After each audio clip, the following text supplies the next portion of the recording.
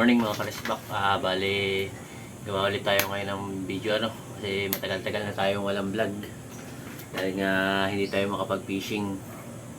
Tsaka nung last na mag-fishing tayo, naputol yung line natin. Di lang ako nakapagdala ng camera lang kasi maulan. Fishing ako dito sa tapat. Sinubod ako ng medyo malaki-laki, naputol yung line. Mga rupok na pala yung Ascon fish kasi matagal na yun. Isang taon kalahati na rin yung ginagamit na babad sa tubig. Kaya yun, naputol. May natira lang ng mga 80 meters yung tansya ko. Kaya nag-order ulit ako sa online ng Ascon fish na 6LB kasi yung nakalagay doon dati is 4LB. 4LB lang yung nakalagay dito dati, 4LB. Ngayon, nakakita natin ka ng 6LB. Mating na yung parcel na unboxing ko na. Eto, Ascon fish 6LB. Ito ay gagamitin natin. Medyo malaki-laki kasi susubukan natin na sumama sa laot. Kasi naninibad na ngayon ang mga tulingan. Try natin yung 6LB at saka yung ultralight sa trolling. Tsaka ito 1000 series na casting. Yung apply natin gamitin. Si Dido Emperor, kung naalala nyo, Dido Emperor natin na talagang napakatagal na natin kasama dito. At sa full na mag-vlog tayo sa fishing, ito yung gamit natin si Dido Emperor. Siyempre partner niya si Casking. Pilan na rin ito. 2 taon na rin ito sa akin. Itong si Dido is 2 taon na rin niya. Ito halos manabay ito. Nauna lang ito ng ilang isang buwan yata bago. So paano? Ispulan natin to ng Ascon fish na 6LB.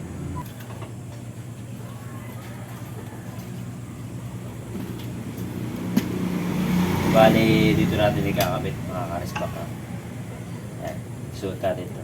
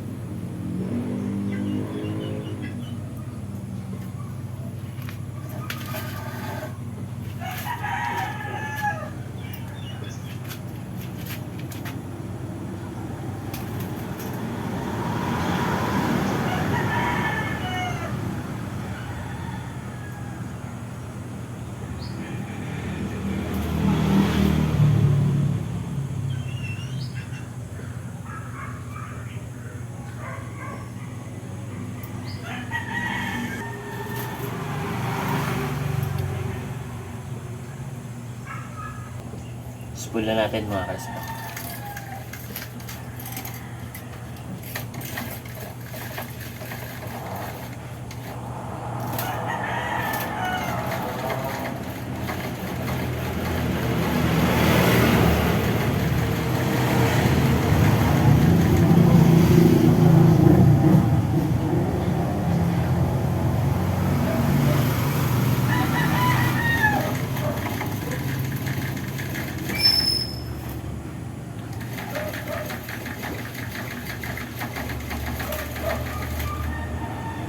Okay, pantay na pantay yung pag-a-spool na.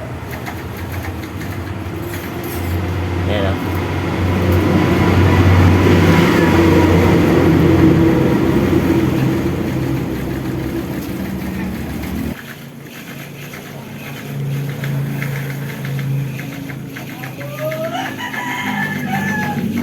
Ayan o mga karisbak, pantay na pantay o. Pagka-spool niya. Sigurado ako hindi kakasya itong 6LB na 3,000 meters dito. Medyo makapal yung hibla nito. Hindi kagaya nung 4LB na may natira pa nga tayo sa 4LB na nasa 20 meters nung spool natin dito na puno. Siguro mga 50 meters yung matira dito, mga 250 meters lang yung may spool natin kay Casking Royal Legend na 1000 series.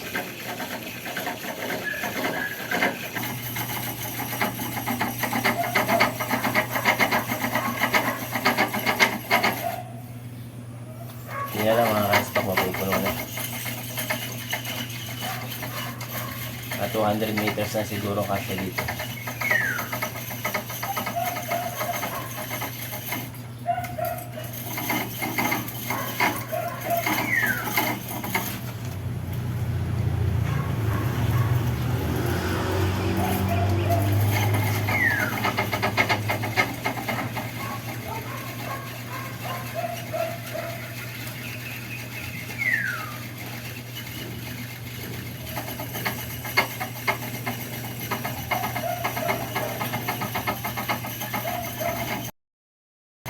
Check natin kung marami pa.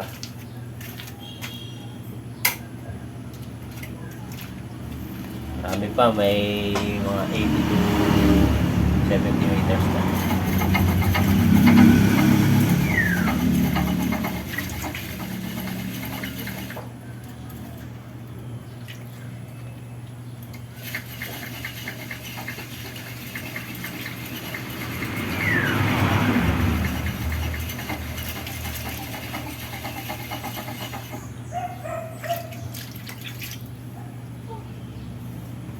Konti na lang.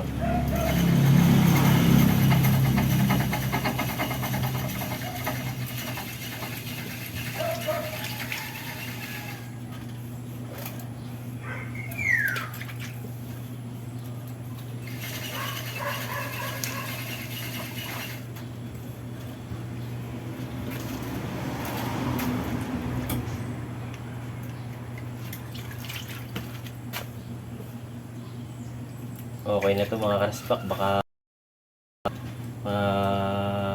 gulo pag medyo punong-puno. Kaya mga ka-stock, okay na. Na-spool na natin. Ayan. Makita nyo naman si Casking Royal Legend pag naalagaan, napaka-smooth pa rin. No? Kaya puno na siya. Yung pagka-spool sa kanya, medyo may awang pa siya na konti dito. Hindi ko siya talagang pinuno kasi pag ahagis tayo, sumasama na yung line, nagugulo. Sayang din yung line. Baka mas mahaba pa yung mawala sa atin, kaya mas okay na to. Siguro na-spool natin mga natira sa atin na marami rin tayo na-spool, mga 270 meters, ganun din, 250 to 270, pero tingin ko 270 meters yung naikarga natin dito kasi manipis din naman siya masyado si 6LB. Kunti na lang, kita na yung kulay itim, kunti na kita na yung kulay itim, mauubos na. Tingin ko mga 30 meters yung natira dito, 30 to 40 meters para yung ating estimate, no? Ayan. Tapos na tayo mga ka-stock sa pag-spool natin, ano? At abangan na lang natin yung susunod na action natin, yung ating mga upload para sa fishing natin. Kasi medyo okay na yung baraso kung makapag-fishing tayo. Try natin ito sa tulingan, no? Yung 6LB, sama tayo pag may masasamahan tayo na bangka. Dala tayo rod. Try natin sa trolling, try natin mag-trolling gamit yung pain na panghila-hila. Gagawa rin tayo ng panghila-hila. Tsaka tatry din natin yung mga lure natin na 6 to 10 grams sa tulingan kung kakagatin or alin yung igagawa natin ng comparison, kumbaga. Yung gagawa tayo ng patulingan na crystalline at saka yung ating lure. Subukan natin kung alin ang mas effective sa dalawa na patulingan. Subukan natin yan. Abang-abangan na lang natin at ng maganda-gandang laban yun. Paano mga ka-stock, hanggang dito na lang, ano? Kita-kita ulit tayo sa susunod na aking video. Bye-bye!